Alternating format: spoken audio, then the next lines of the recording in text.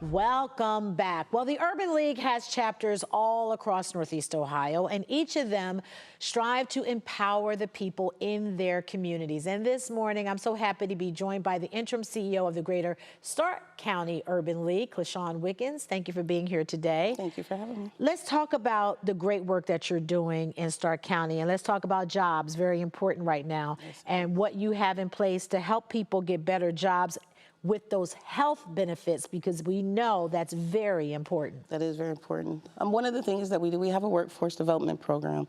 And with that program, it kind of helps people transition from the couch to the employer, or from the prison system to the employer. And we want to make sure that we give them real life experiences. Like you said, we want them to have an equitable wage. We want them to have access to health care, because that is important nowadays. And we want to make sure that they have all the skills that they need to go from the couch to the employer. So just making sure that they understand how to interview, how to explain their background if they were coming from incarceration. Yeah, because I want to ask you, what are the hurdles? What's the biggest hurdles that you're finding with people in getting those jobs? What's stopping them? Being able to explain the gaps. Okay. Just understanding that it's okay to have gaps, and just being able to articulate that clearly. Or even if they're transitioning from one job to another, being able to explain how those skills at McDonald's can help you behind the desk, you know, at an office. Yeah. So that transition, and them being able to see that you have skill sets and that you can express them in a way that people can use them. Have you seen an increase in the number of people using your resources to get a job? We have lately, and I think a lot of it's because college, you know, we just had a lot of graduation. Yeah. So we're getting an influx of phone calls because the parents are calling saying, hey, my kid needs a job. Yes. So we're getting a lot of college students, and we're getting a lot of people who are just transitioning, you know, they might have done one thing for 20 or 30 years, and they're just looking to do something different, and they want something with a purpose. Right, and they want to do the best they can. Yes. The other program that you have that I'm really interested in is helping those getting out of prison find work. Tell me about that. So our Pathway to Home is a grant, it's a federal grant with the Department of Labor through the Midwest Urban Strategies, and we work with our Stark Tuscarawas board, workforce board, to implement this grant. And basically what we do is while they're incarcerated, we provide them with services, whether it's job readiness, life skills, having them get some kind of credentialing while they're in there that they can do either online or in class. And then as they transition out, being able to follow them from pre-release to post-release. So being able to follow them along their journey and give them incentives along the way to keep them encouraged to go. Is it tough to find those companies that will hire someone who's been incarcerated, or has it become a little easier?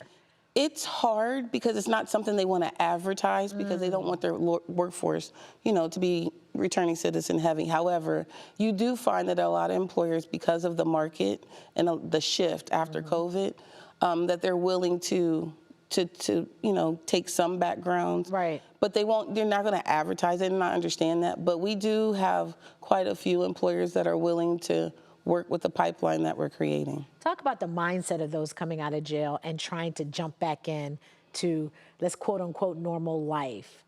It's different. Yeah. It depends on how long they've been into. Okay. So a lot of people are in for minor infractions.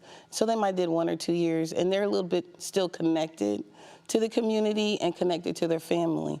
The ones that have been in a lot longer, they're more determined because they know that they got to make this work, because they don't want to come back. Right. So it's a different shift, and a lot of them are business minded. People think that because individuals went to jail that they're not intelligent. Right. But a lot of the people they're super smart. They might have IT backgrounds. They've had businesses prior to, or were creating businesses in the process. So just showing them how to take those skill sets that they might have been using for bad and turning them into a positive. Use it for good. Yes. Use it for good. Wow, doing some great work in Stark County. Yes. Clishawn, thank you for being here today. I'm a member of the Greater Cleveland Urban League. I'm on their board. And so I really love highlighting the positive things that you're doing to help people in the community. And obviously what you said, you're making a good impact. We're trying to do our best. Doing your best.